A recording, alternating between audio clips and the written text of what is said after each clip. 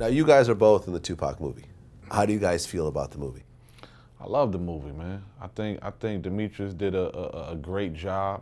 I love the chick that plays Afeni in the movie. She did a fucking amazing job. You know what I mean? It's like almost have to, you was there. So, people you gotta step back a little bit, like and put it in perspective. This is a 2 hour and 30-minute movie that they trying to fit this man's pretty much whole life in, his whole 25 years in.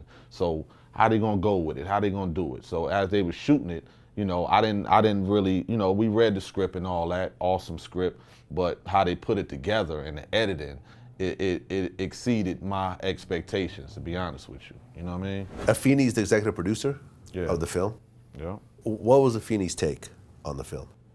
I don't know. I never had a conversation with her about it. Never talked to her about it. I know they had they issues from, the beginning, when they went through their little lawsuit or whatever, and that's what people act like Morgan Creek sued them for the rights. They had a deal, and the estate's lawyer did something that she wasn't supposed to do, you know what I mean? On Pac's side, and they sued them. And it's that Pac shit out of our control. That's the lawyer's job to deal with all that kind of shit. So, they sued each other, and people make suing like that's normal in business. Shit happens and people get it right. So they wind up getting it back together. So I think they was having like creative control issues with the shit. You know what I'm saying?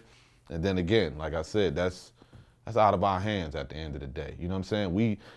Us making decisions based on the Outlawz, we trying to make sure this shit could be the best it could be. Versus saying, oh, we just gonna put our hands up, but it's still, a Tupac estate movie at the end of the day. When it come out and sell a billion tickets, all that money gonna go to Pac people, you know what I mean? Pac family, as it fucking should, you know what I'm saying? But creatively, they allowed us to come in and help with the shit, you know what I mean? Which we supposed to do. You only get one shot to do this shit. So, sure. All the egos and creative control or do this, do that, it's all, it'd be a fucking mess.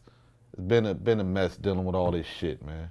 Well, I talked to L.T. Hutton, who's I guess is the executive producer of the film as well. He's a producer. Fanny is her name is executive producer. Okay, he's the producer of the film, one of the producers of the film. Right. And I know this is a project that he had helped get off the ground. He had been talking about this for years. For about 5-6 years now. Everybody been knowing what's been going on with this shit. Right. One of the things he said that was kind of interesting when me and him just had a conversation about this a couple months ago was that Pac's dialogue was all taken from his actual dialogue, his interviews, and so forth. No doubt.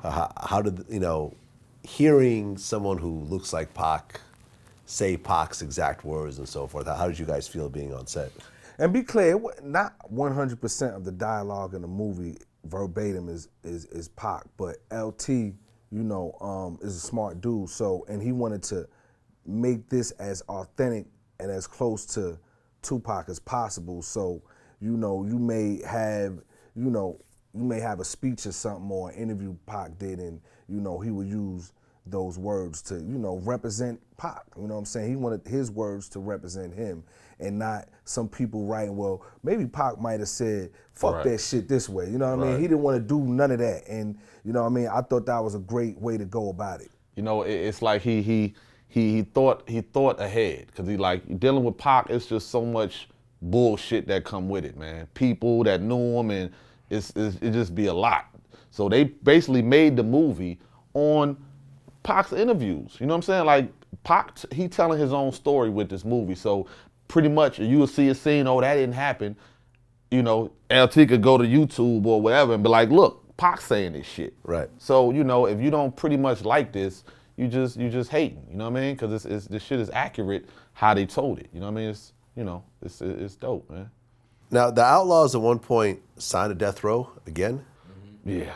Not again, but for the first time. Yeah, I'm sorry, for the first time. Okay, yeah. Right. I keep forgetting the Outlawz were never part of death row originally. Right. What was the reason that you guys signed back with Suge again? The music.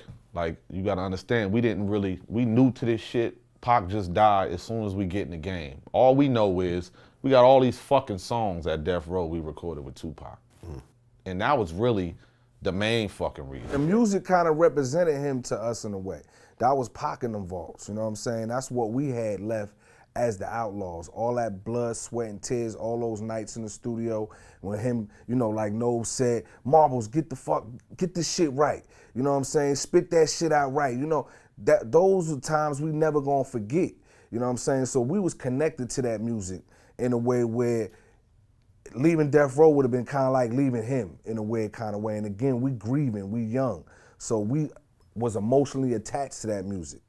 When in reality, we didn't have to go back over there. Nah. To, you know, because we didn't know like, oh, the music, you know, his mom's and the right, you know what I mean? It's like, it's just like, we just know it's all this music we got and the big homie left over there. And we need to be fucking close to this shit and try to figure out the next move. You know what I'm saying? So it was like, once we left Cali, we went to Atlanta for a couple months, you know what I'm saying? And then it was like, we wound up doing a little situation with Death Row. It was a sinking ship. Like, even when we signed, Suge was already locked up, you know what I'm saying?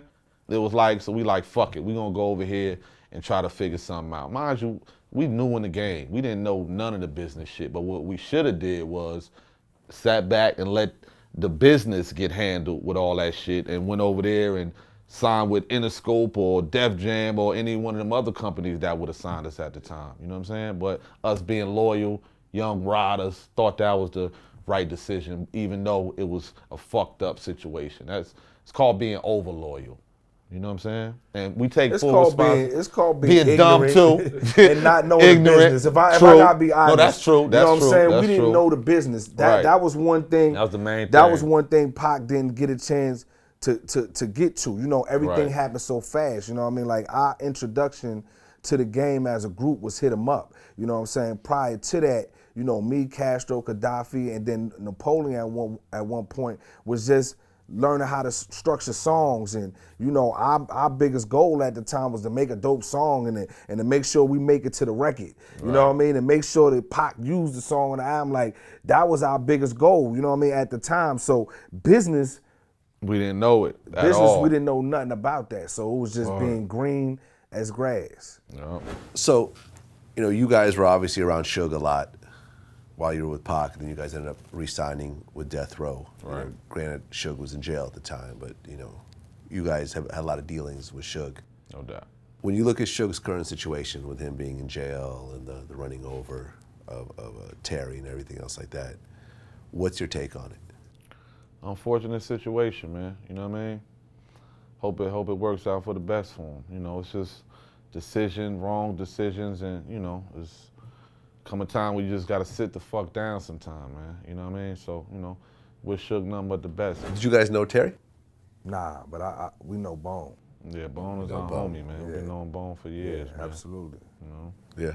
What was interesting about that whole situation is that Bone actually got on the stand and said, I'm not gonna snitch on Suge. He actually even took responsibility for what happened. Bone is a G. You know, I wouldn't expect nothing less from him. You know what I mean? Because he know how that shit be and how the courts manipulate shit, and, you know, Bone been said one thing and they sending Suge off for, you know, 75 years. You know what I mean? Bone he ain't going for that shit. You know what I mean?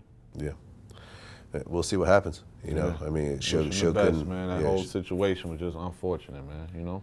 Suge always, man, find a way, man. You know what I mean? So, you know, never count him out. Right. Man. Don't be surprised, boy. Never count him out.